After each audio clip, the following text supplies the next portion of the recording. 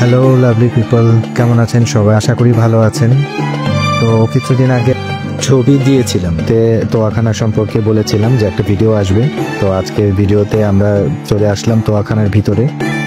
তো খুব চমৎকার একটা পরিবেশ, খুব চমৎকার একটা ঐতিহ্যবাহী সিনারিও এখানে। মোগল সম্রাট শাহজাহানের সময় তার যে সুবেদার ছিলেন শাহ সুজা, তিনি এটি নির্মাণ করেছিলেন তার স্ত্রী এবং তার সফরসঙ্গীদের জন্য, এবং এখানে সে বিশ্রাম নিতেন। তো শুরুতেই দেখতে পাচ্ছেন খুব চমৎকার একটা পরিবেশ, এখানে গাছপালা, ছোট ছোট ফুলের বাগান এবং ফুলগুলো খুব সুন্দরভাবে সুসজ্জিত। সামনে যে অংশটা মাজার শরীফ, এটা পরবর্তীতে উনি মাজারে পরিণত করেন এবং সেটার রক্ষণাবেক্ষণের দায়িত্ব নেন।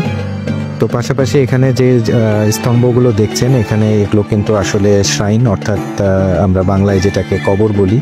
এখানে তার যে সঙ্গী ছিলেন শাহ সুজা এবং তার স্ত্রীর পারিবারিক লোকজন, তাদেরও এখানে সমাহিত করা হয়েছে।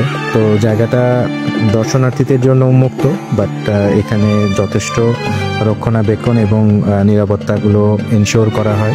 তো দেখেন গাছগুলো, আসলে এখানে বাগানগুলো খুব সুন্দর, আসলে নিখুঁত যত্ন করে এখানকার শৈল্পিক যে কারুকাজগুলো, এগুলোকে বছরের পর বছর আগলে রাখা হয়েছে।